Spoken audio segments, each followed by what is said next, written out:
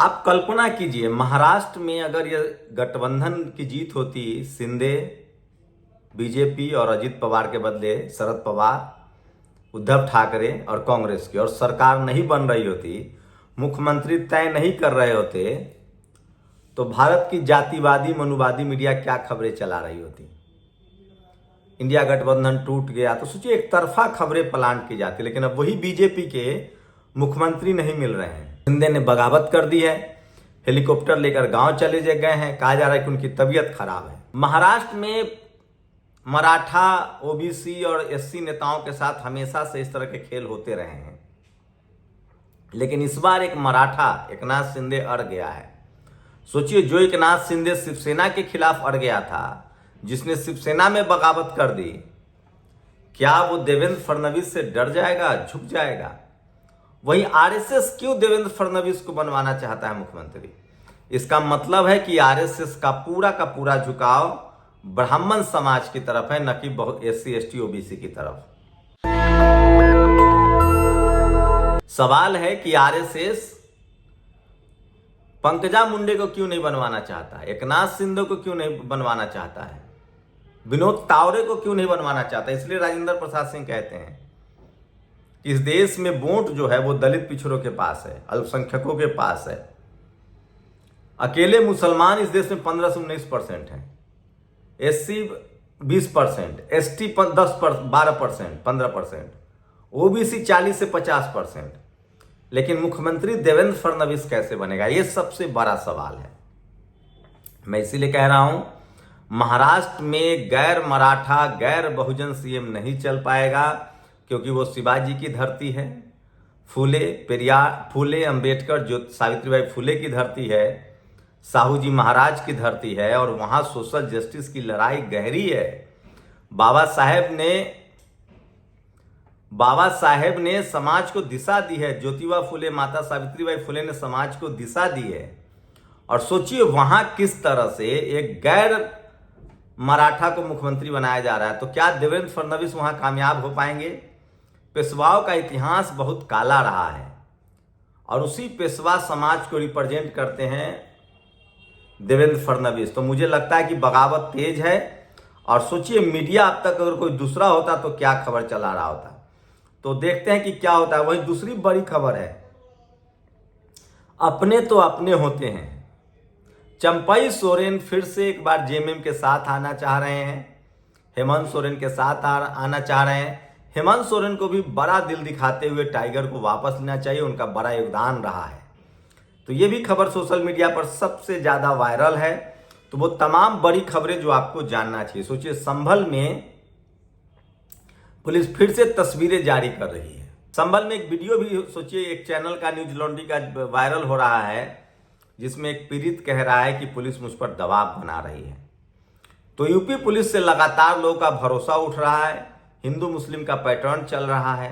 और इसी बीच एक नदीम खान है, जो मुस्लिम समाज के संगठनों की जान है, वो लीगल मदद करते हैं। अब उन पर भी एफआईआर दर्ज कर लिया गया है दिल्ली के शाहीन बाग में, और बेंगलोर से उनको हिरासत में लेने की कोशिश की जा रही है। इससे पहले शर्जील इमाम, उमर खालिद सैफी जैसे तमाम एक्टिविस्टों को, मीरान हैदर, तो मुस्लिम समाज के जो इंटेलेक्चुअल हैं उनको जेल में डाला जा रहा है। मस्जिदों की खुदाई हो रही है, और खासकर जो कई 5 से 6 संभल में युवा मारे भी गए हैं। तो मुस्लिम समाज को पूरी तरह से दहशत में डाला जा रहा है। मैं फिर कह रहा हूं, मुस्लिम समाज को एससी एसटी ओबीसी के मुद्दे पर आगे आना पड़ेगा, और उनको संवैधानिक मुद्दे पर बात करनी पड़ेगी, और हिंदू ना बोल के जातिवादी मनुवादी बोलना पड़ेगा, जो उनके पीछे पड़ा हुआ है।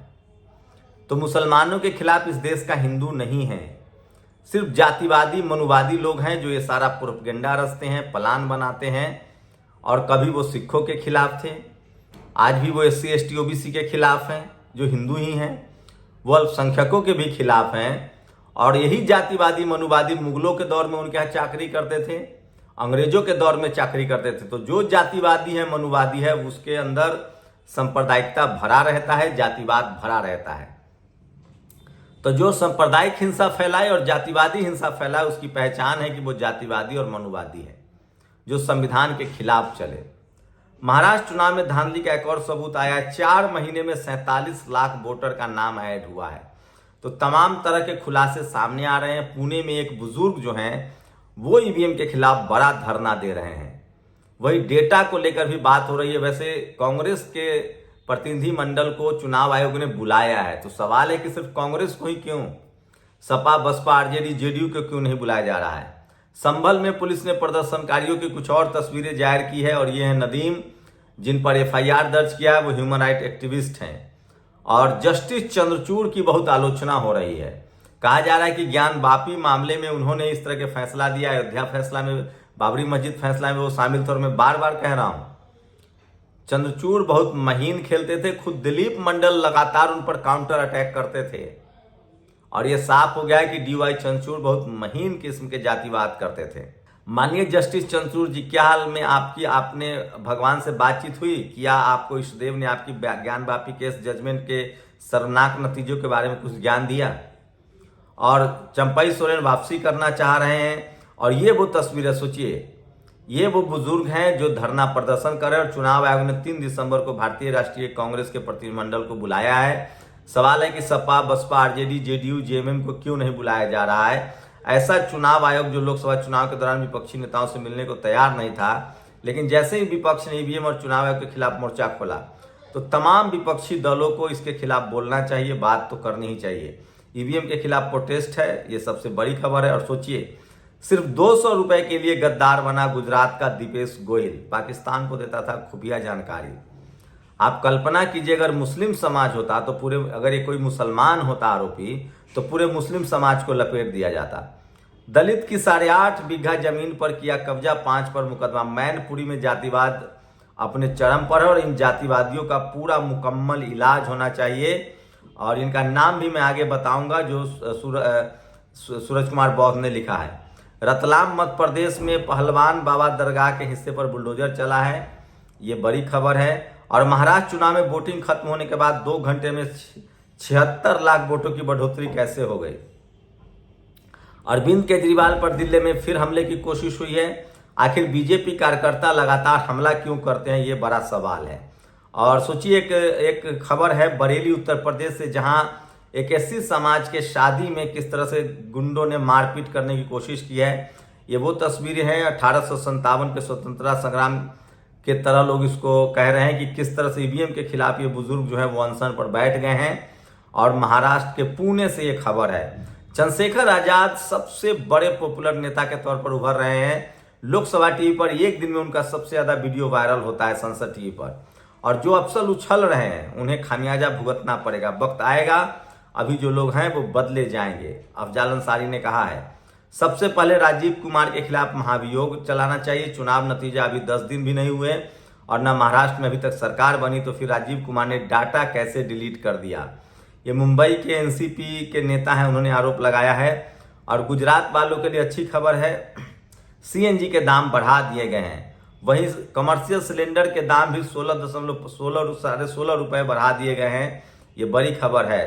5 महीनों में 174 रुपए का बढ़ोतरी हो गई है, जो सोशल मीडिया पर सबसे बड़ी खबर है। और SC ST वर्ग के जागरूक लोग अपनी हिस्सेदारी बनते हैं। सोचिए, राजस्थान से बुरी खबर आ रही है, जहां लैंड कन्वर्जन रूल 2007 में संशोधन कर दिया गया है।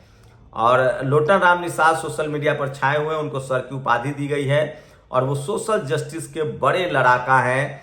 अखिलेश यादव ने उनको एक बार पार्टी से निकाल दिया था, फिलहाल वो पार्टी में हैं। जितेंद्र मीना ने लिखा है कि 2007 के माध्यम से संशोधन SC ST भूमि पर सोलर ऊर्जा लगाने के लिए संशोधन किया गया है। ये जमीन कब्जा करने की कोशिश तो नहीं है। और ONGC में एग्जीक्यूटिव डायरेक्टर पद पर OBC अधिकारियों की संख्या 0 है। तो तमाम बड़े पदों पर इस तरह के लोग नहीं है। और झांसी में SDM में जूतम पैजार हुआ, ये बड़ी खबर है। और सोचिए, ईवीएम का फ्रॉड, ईवीएम में एक बड़ी गड़बड़ी होती है, पूरा देश जानता है, पर भाजपा नहीं मानते, क्योंकि अगर ईवीएम है तो भाजपा है। कुल मतदाता 312, यूबीटी शिवसेना 194, सिंधे 326, स्वतंत्र 104, कुल मतों की गिनती 624। वहां वोटर 312 थे, तो 624 वोट कहां गिने गए, ये सबसे बड़ा सवाल है। और जिस शख्स ने अरविंद केजरीवाल पर हमले की कोशिश की थी, वो बीजेपी का कार्यकर्ता निकला है, ये आरोप लगा है। और सोचिए, मैनपुरी में जो जो आरोपी हैं वो नाम है अजीत यादव, रमेश यादव, इन लोगों पर SC/ST एक्ट में कार्रवाई हो और इनको जेल भेजा जाए। ये सबसे बड़ी खबर है जो सोशल मीडिया पर वायरल है और एकनाथ शिंदे ने मोर्चा खोल दिया। तो ये तमाम बड़ी खबरें थी जो आज सोशल मीडिया पर वायरल है। अपनी प्रतिक्रिया जरूर दीजिए, शुक्रिया। नेशनल दस्तक की आपसे गुजारिश है कि अगर इसको बचाना चाहते हैं तो नेशनल दस्तक को सब्सक्राइब करने के लिए रेड कलर के सब्सक्राइब बटन को दबाएं, फिर बेल आइकन की घंटी दबाएं। नेशनल दस्तक को बचाने के लिए बहुत जरूरी है कि हर खबर को शेयर करें, लाइक करें, कमेंट जरूर करें।